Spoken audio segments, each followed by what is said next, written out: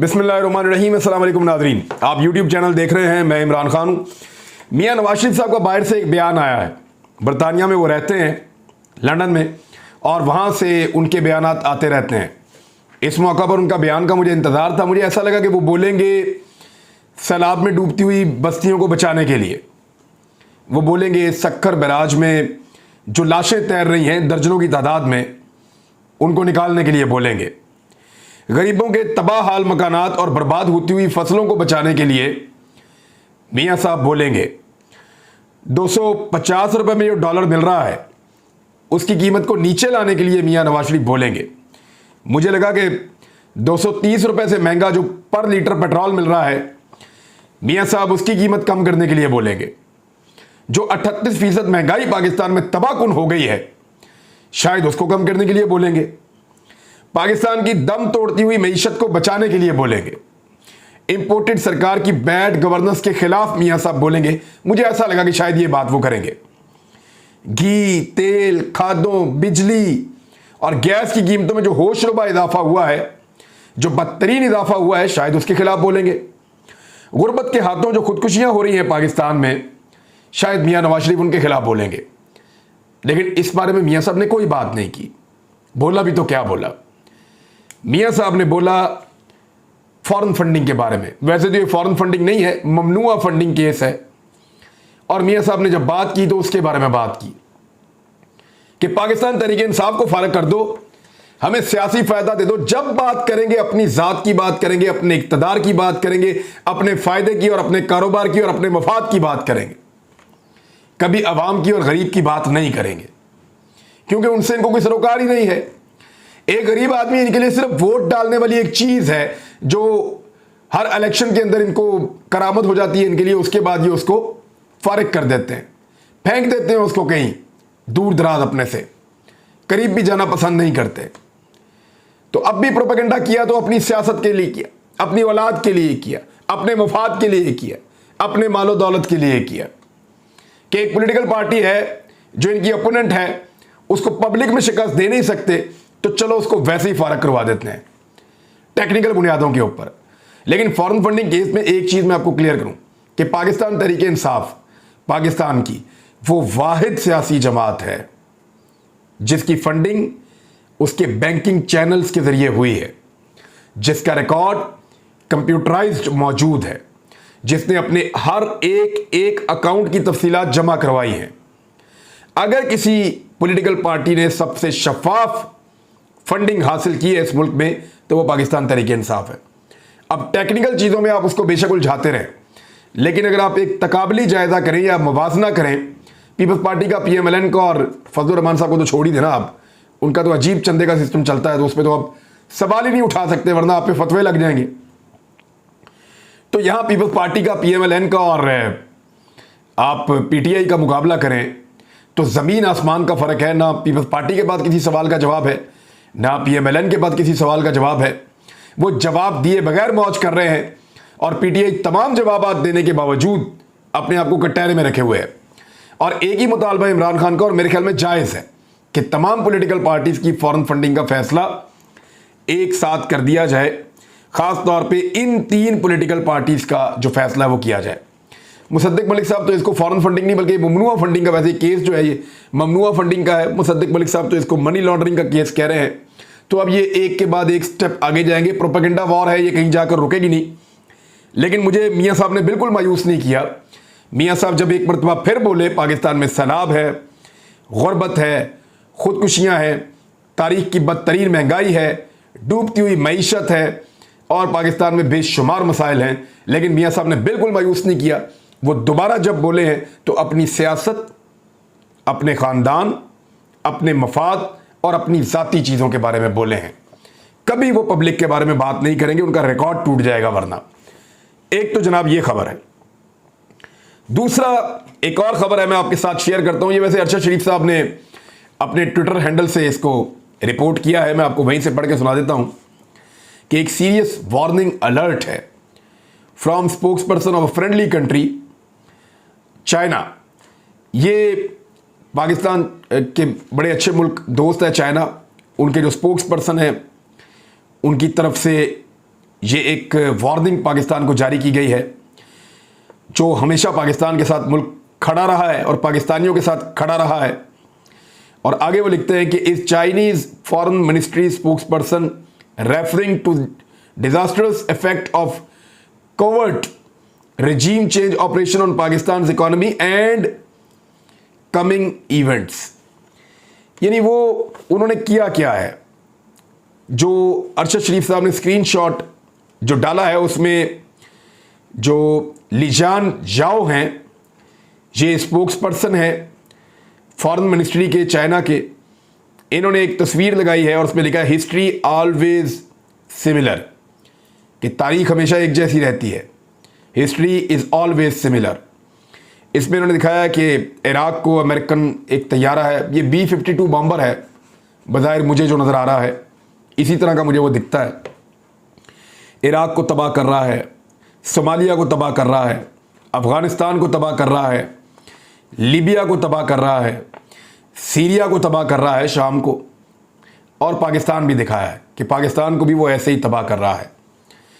तो ये चाइना की जानिब से इस किस्म का जो थ्रेट है ये बड़ा सीरियस है। अरशद शरीफ इसमें ये सवाल उठाते हैं कि क्या जो रिजीम चेंज ऑपरेशन हुआ है उसी को तबाही कहा जा रहा है, या आने वाले जो इवेंट्स हैं उनके बारे में इशारा कर रहे हैं। चाइना के वजारत खारजा की जो स्पोक्स पर्सन है वो क्या कहना चाह रहे हैं, ये अरशद शरीफ साहब ने सवाल छोड़ा है। मैं भी इसको सवाल की सूरत में छोड़कर आगे बढ़ जाता हूं, लेकिन ये बड़ा अनफॉर्चुनेट है। उधर शाहिद खान अब्बासी साहब ने एक बड़ा अजीबोगरीब स्टेटमेंट दे दिया है। उन्होंने कहा कि अगर हम इक़्तिदार में ना आते तो डॉलर आज 400 रुपए तक पहुंच चुका होता। यानी आप लोगों को बेवकूफ़ समझते हैं? ऐसा कैसे हो सकता है? जब मार्केट के अंदर एक अदम एतमाद और बेचैनी पैदा हुई तभी लोगों ने काम करना बंद किया, तभी लोग मार्केट से डॉलर उठा रहे थे, तभी लोग अपनी पैसे को होल्ड कर रहे थे, तभी मार्केट के अंदर पैसे का सर्कुलेशन बंद हो गया। और उसी की वजह से पाकिस्तान को बहुत नुकसान हुआ कि क्योंकि यहाँ पे एक इंपोर्टेड सरकार बनी जिसको लोग तस्लीम नहीं करते, लिहाजा लोगों ने जो माशी एक्टिविटीज़ हैं उनको रोक दिया, और उसी का इम्पैक्ट है जो हर जगह पे आ रहा है। और ख़ुद आप लोगों ने तस्लीम किया है, एक दिन पहले एहसन इकबाल ने तस्लीम किया है कि जो मुल्क की इस वक्त सियासी सूरत हाल है, जो अदम एतमाद और बेचैनी है, उसके असरात पाकिस्तान की मईशत पर पड़ रहे हैं। स्टेट बैंक ने यह कहा है कि जो डॉलर की बढ़ती हुई कीमत है ये सियासी अदम इस्तेहकाम और जो मुल्क के अंदर इस वक्त एक अदम इस्तेहकाम की सूरत हाल है वो एक बड़ा रीज़न है, सबसे बड़ा रीज़न है डॉलर की कीमत के बढ़ने का। तो इमरान खान के दौर में तो कोई इत्मीनान नहीं था, तब तो डॉलर 178 पे था जब आप तहरीक अदम एतमाद लेकर आए थे। तो 178 से 22 रुपए बढ़ के 200 रुपए हो गया, और अब 50 रुपए ऊपर देकर भी नहीं मिल रहा, 250 रुपए का भी डॉलर नहीं मिल रहा। तो आप लोगों ने डॉलर की कीमत लगभग 70 रुपए के करीब बढ़ा दी है अगर ओपन मार्केट में हम देखें तो। लेकिन अगर आप ओपन मार्केट में ना देखें तो तब भी आपने 55 से 60 रुपए डॉलर की कीमत बढ़ा दी है। तो ये पाकिस्तान का कबाड़ा आपने किया है। तो शाहिद खान अब्बासी अब लोगों को बेवकूफ़ ये कहकर बना रहे हैं कि 400 रुपए तक डॉलर पहुंच जाता। तो मैं ये सोच रहा था कि इन्होंने 400 रुपए तक डॉलर क्यों कहा है। फिर मेरी 2-3 लोगों से बात हुई, मैंने खुद भी इसके ऊपर थोड़ा सा सोचा कि एक्चुअली ये साहब हमें तैयार कर रहे हैं ज़हनी तौर पे कि डॉलर 300 तक भी चला जाए तो गिला मत करना, क्योंकि इमरान खान होता तो 400 तक चला जाता। आप बात को समझ रहे हैं? ये एक्चुअली इस तरह से पाकिस्तानियों को बेवकूफ़ बनाने की कोशिश कर रहे हैं, और अब पाकिस्तानी मज़ीद बेवकूफ़ बनने के लिए तैयार नहीं हैं। हर वो हथकंडा ये अपनाते हैं जिससे पाकिस्तान मज़ीद नीचे जाता है, सिर्फ अपने इक़्तिदार को बचाने के लिए। शेख रशीद साहब बार बार दावा कर रहे हैं कि सिर्फ फजलुर रहमान रह गए हैं जो नहीं मान रहे, बाकी ज़्यादातर लोग मान चुके हैं, और आम इंतखाबात जल्दी होने वाले हैं। मैंने अभी आपको एक बड़ी हौलनाक खबर बतानी है, मुझे बड़ा दुख हुआ वो पढ़ के। वो एक ट्वीट है, उसके अंदर से वो रिपोर्ट हुई, मैं आपको बताता हूँ। उसके अंदर उसके विजुअल भी मौजूद हैं, मैं दिखा तो नहीं आपको सकूँगा, लेकिन बड़ा अनफॉर्चुनेट है। मिफ्ता इस्माइल साहब फरमा रहे हैं कि सिर्फ इमरान खान मुल्क की मईशत की तबाही का जिम्मेदार है, ये मिफ्ता इस्माइल साहब ने कहा। उसके दौर में डॉलर की कीमत और मुल्की कर्जे में रिकॉर्ड इजाफा हुआ। तो जितने डॉलर की कीमत में इजाफा इमरान खान के दौर में 4 साल में हुआ, आप उससे ज़्यादा इजाफा 4 माह से पहले कर चुके हैं मिफ्ता इस्माइल साहब, नंबर 1। नंबर 2, महंगाई में जो इजाफा इमरान खान साहब के दौर में हुआ वो ज्यादातर 11-12% के आसपास रही और आप उसको 38% तक पहुंचा चुके हैं। पेट्रोलियम मसनूआत की कीमतें आप बढ़ा चुके हैं, गैस और बिजली की कीमतें आप बढ़ा चुके हैं। हालांकि आपने वादा किया था इन तमाम चीज़ों की कीमतें आप कम करेंगे। थोड़े दिन पहले आप कह रहे थे कि ये आलमी मंडी में कीमतें बढ़ने की वजह से है और अब आप कह रहे हैं कि ये इमरान खान की वजह से है। आप लोगों को बेवकूफ़ समझते हैं। आपकी अपनी पार्टी के लोग वो खुद कह रहे हैं, मेरे प्रोग्राम में कैसर अहमद शेख साहब जो इकोनॉमी को बहुत अच्छा समझते हैं वो मेरे प्रोग्राम में कहकर गए हैं कि मिफ्ता इस्माइल इज रिस्पॉन्सिबल और उनको कोई समझ नहीं है कि इकोनॉमी को कैसे चलाना है और मुल्क को आगे कैसे बढ़ाना है। नवाज शरीफ साहब और इसहाक डार आपकी बार बार क्लास ले चुके हैं। मरियम नवाज आपको ट्विटर के ऊपर जलील कर चुकी हैं। तो अब मेरे ख्याल में इमरान खान पे इल्जाम लगाने से कोई फायदा नहीं होगा। मिफ्ता इस्माइल साहब आपने अपने पांव पे कुल्हाड़ा मारा है ये वजारत इस इंपोर्टेड सरकार के होते हुए लेकर, क्योंकि लोगों में बेचैनी है, लोगों में अदम एतमाद है और उसकी वजह से आप इकोनॉमी को किसी सूरत भी संभाल नहीं पाएंगे। एक बहुत बड़ा बुहरान है जो हमारे सर पे खड़ा है। वो क्या है वो मैं आपको बताता हूं, लेकिन उससे पहले ये मिफ्ता इस्माइल की कारकर्दगी के ऊपर मुजम्मल असलम साहब ने एक वाइट पेपर टाइप का एक जारी किया है। ये 6 पॉइंट्स है, मैं आपके सामने रख देता हूं, जरा गौर से आप सुनिएगा। नंबर 1, पाकिस्तान की तारीख में अब तक की सबसे बड़ी महंगाई 38% तक SPI ये पहुंचा दी है मिफ्ता इस्माइल ने। पाकिस्तान की तारीख का 1998 के बाद अब तक का सबसे बड़ा जो सबसे हाईएस्ट इंटरेस्ट रेट है शरह सूद वो आपने नाफिज कर दिया है। और यूरो बाउंड किस तरीके से नीचे गिरा है। Highest ever rupee depreciation in any government and under finance minister, किसी भी फाइनेंस मिनिस्टर के अंडर या किसी भी गवर्नमेंट के अंदर 55 से 60 रुपए तक कभी भी यह रुपया डीवैल्यू नहीं हुआ। ये आपके दौर में हुआ है। नंबर 4, पाकिस्तान का जो बैरूनी कर्जा है वो इन सारी हरकतों की वजह से 10,000 अरब रुपए तक बढ़ चुका है इन 4 महीनों में। 4 महीनों में पाकिस्तानियों के ऊपर जो कर्जा बढ़ा है वो है 10,000 अरब रुपया इनकी गलत पॉलिसीज की वजह से। नंबर 5, 4 महीने में 4 बजट ये लोग पेश कर चुके हैं। नंबर 6, पाकिस्तान की रेटिंग डाउनग्रेड हो रही है। लगातार पाकिस्तान की रेटिंग मुस्तहकम से जो है वो मनफी के अंदर और नीचे गिरती चली जा रही है और ये मुख्तलिफ आलमी इदारे लगातार पाकिस्तान को बता रहे हैं। ये चीज़ आपके सामने मैंने रखी। अब आ जाए जो बुहरान हमारे सामने खड़ा है। जो पाकिस्तान के बैंक्स हैं जिनके थ्रू LC खोली जाती है, LC कहते हैं ये आप एक LC आप खोलते हैं, बैंक के अंदर आप डॉलर जमा करवा देते हैं, क्योंकि बैंक डील करते हैं बैरून मुल्क। जब आप कुछ अदायगियां कर रहे होते हैं, कुछ सामान आप खरीद रहे होते हैं, ख़ास तौर पे आप इंपोर्ट करते हैं रॉ मटेरियल को या पेट्रोल को या डीजल को या गंदम को, जिस चीज़ को भी आप बाहर से मंगवाते हैं, तो बैंक में आप LC खोलते हैं या आप पैसा जमा करवाते हैं, वहाँ बैंक पैसा दे देता है और उसके बदले में वहाँ से वो चीज़ पाकिस्तान आ जाती है। इसको LC खोलना कहते हैं। मैंने सिंपल लैंग्वेज में आपको बताया, वैसे ये टेक्निकल है लेकिन इतना काफ़ी है। तो जो बैंक LC खोलते हैं वो अब इनकार कर रहे हैं। बैंक PSO को, एक तो उन्होंने कर्जा देने से इनकार कर दिया बैंकों ने, PSO को कर्जा नहीं मिल रहा। पाकिस्तान स्टेट ऑयल जो पाकिस्तान में तेल लाकर बेचने वाला सबसे बड़ा इदारा है, PSO को लेटर ऑफ क्रेडिट के लिए 80 अरब रुपए की फौरी अशद जरूरत है। क्या वो पैसे दे पाएंगे इनको? पाकिस्तान के पास क्या इतना पैसा मौजूद है? क्योंकि लगातार पाकिस्तान के जो ज़खायर हैं वो गिरते चले जा रहे हैं।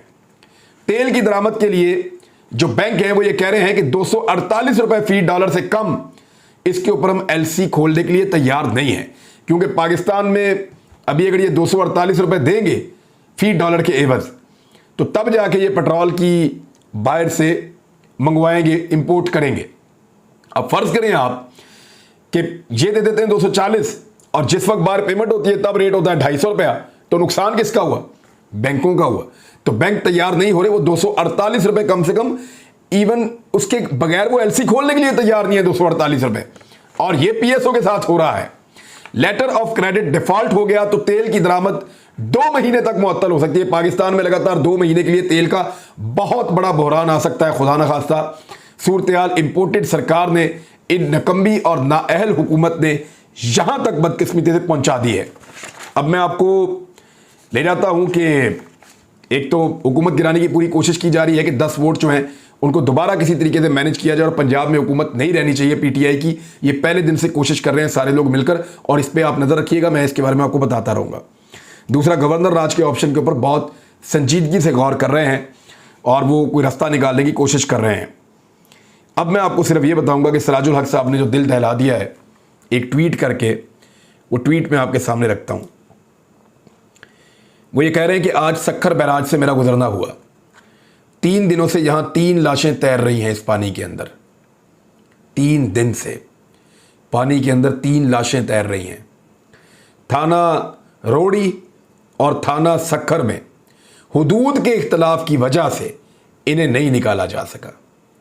रोड़ी थाने वाले कहते हैं कि तुम्हारी हुदूद है, सक्खर थाने वाले कहते हैं कि तुम्हारी हुदूद है, और हुदूद का तयन ना होने की वजह से जो लाशें तैर रही हैं पानी के अंदर उनको नहीं निकाला जा सका। जब किसी को पकड़ना होता है ना तो टूल प्लाजा इस्लामाबाद वाला जो है वो इस्लामाबाद में नहीं होता। जब इन्होंने मुझे गिरफ्तार करना था ना तो तब हुदूद का मसला इन्होंने यूं हल कर लिया था और हाई कोर्ट ने भी इनकी बात मान ली थी। हुदूद का मसला ही कोई नहीं था। मैं इस्लामाबाद में था, मेरे पास बेल थी, मुझे वहां से उठाकर लेकर गए। जब किसी को पकड़ना होता है, जलील करना होता है तो ये ऐसे भी करते हैं। हुदूद का तयन इनके लिए मसला ही कोई नहीं होता। और जब लावारिस लाशों को निकालना है गरीबों की तो वो थाना कहता है तेरी हुदूद है और वो थाना कहता है तेरी हुदूद है।